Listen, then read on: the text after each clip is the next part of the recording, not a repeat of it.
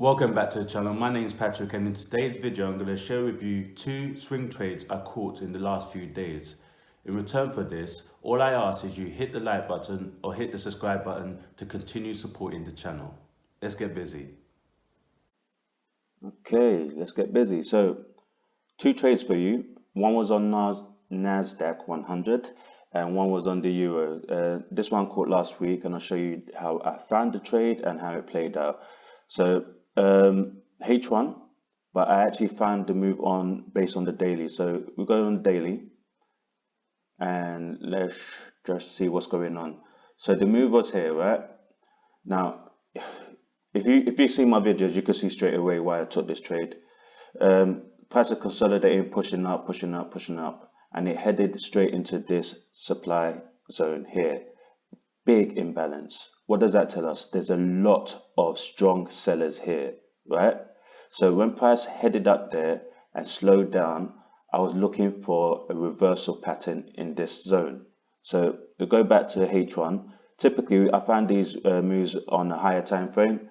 Then I'll go down to a smaller time frame, M30 ideally, and then I can look for the setup. So the setup I look for is known as the Quasimodo, so say reversal pattern. So here is where we are now, right? Where I took the trade. So we had consolidation, price pushed up. It hit that supply zone that I just showed you on the daily and slowed down and went sideways. What then happened is it pushed down here, breaking this smaller demand zone here. So that's the first indication that it could be reversing, yeah, when it breaks structure. Then I had a left shoulder here, so that for me is confluence. That's potentially my move. I'm in the right key area. We're in a strong supply zone, broke structure, and I have a left shoulder. So I'm looking to enter anywhere on this left shoulder when price returns to it. So price broke down and it returned to the left shoulder. Took my entry here, had some drawdown, not a lot, and I didn't put too much size on it either. So I had some drawdown, what's that, about 20 points. My stop loss would have been above this high here, so it would have been about 56 points. So it's not great in terms of stop losses, but I just got into the move and I held it and it ran all the way down here.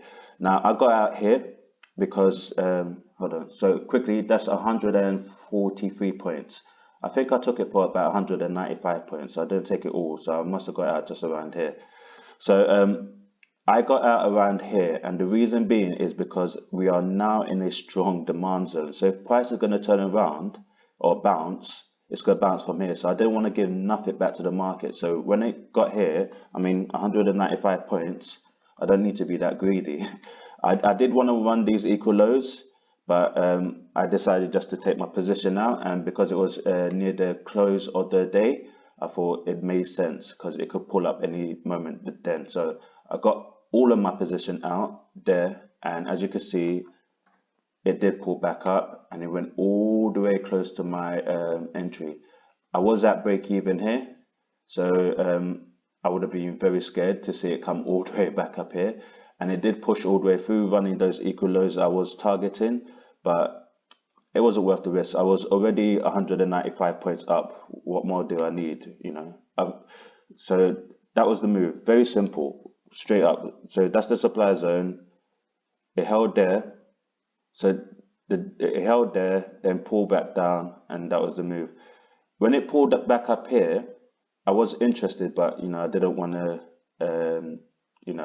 take the risk. But what I did do is I scalped this move here to run these equal lows.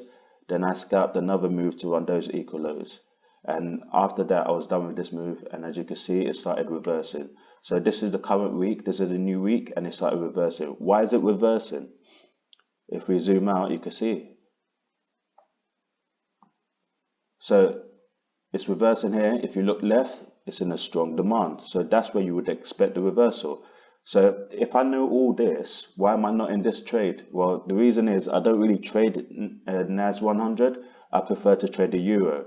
And the Euro is actually doing the same thing. And that's where I caught the second move. So I'll show you quickly. So the euro did its reversal yesterday on Monday, and I caught most of that move.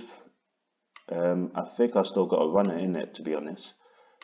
Yeah, I still got my runner in it. So it did the same thing as the Nasdaq. It was up here, it pushed all the way down, and it slowed down here.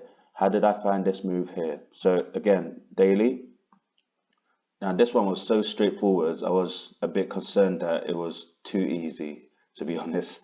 But yeah, it makes sense really. So price was here and it pushed down, right? And it was headed down towards this strong demand zone that pushed it up initially. So what did I do? I looked for key areas, price points where price could turn around, and I identified this. Why? If you look here on the daily, this is where price kept on rejecting. So that price point was a resistance at one point, and in theory it becomes support in the next when it comes back down. So that's a key area. So forget support and resistance. That's what it is there, but forget all that. This is a key area. That's how I look at it, right? So that's a key price point, and it entered our strong demand that pushed it up in the first place. Yeah.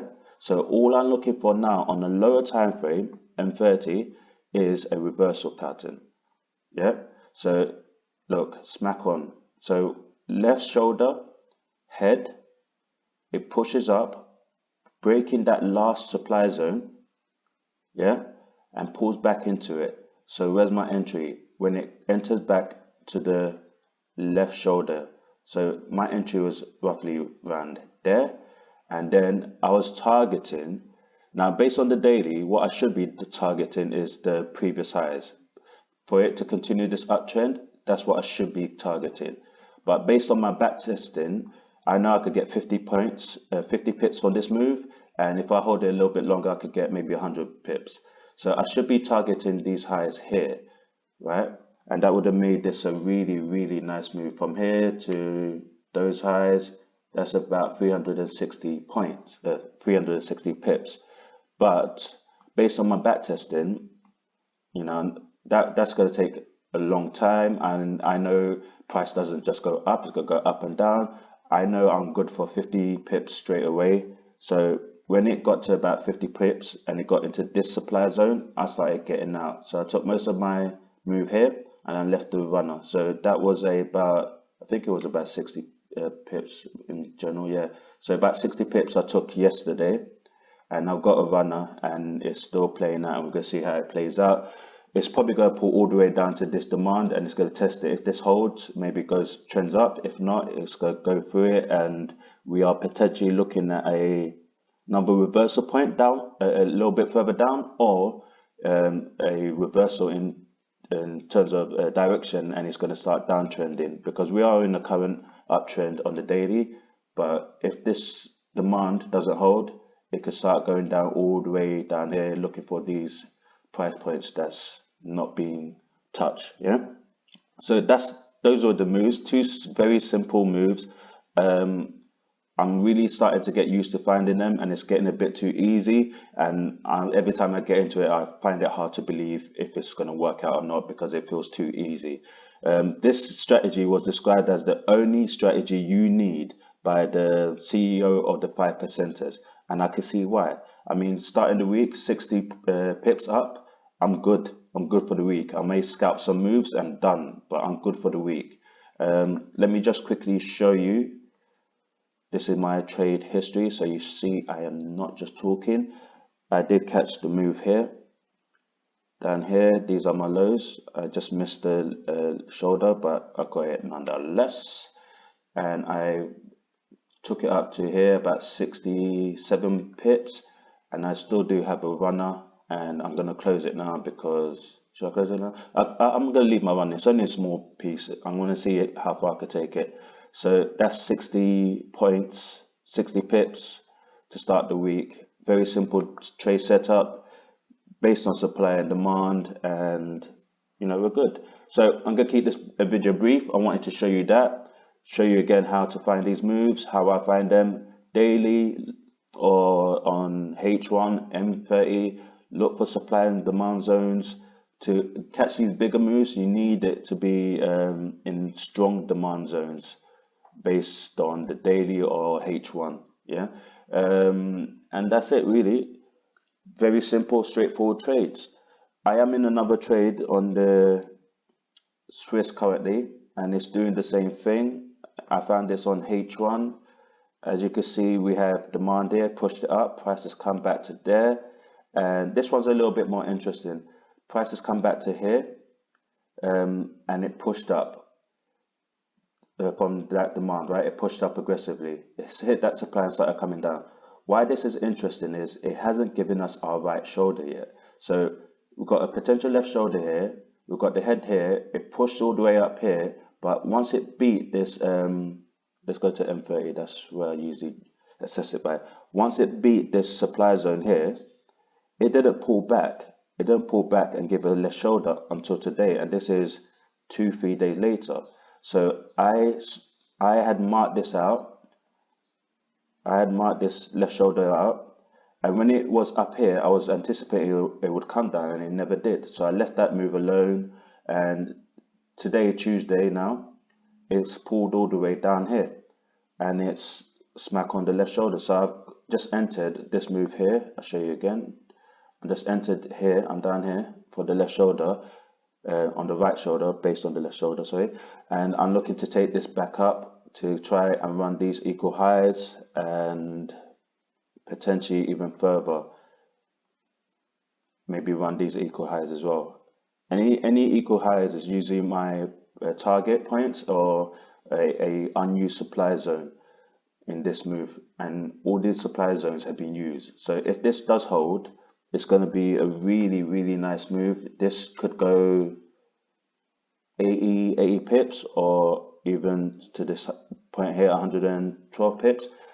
Currently in that move, I'm going to see how it plays out. So yeah, those are 3 trades for you. 2 I've taken, and third one I'm taking now.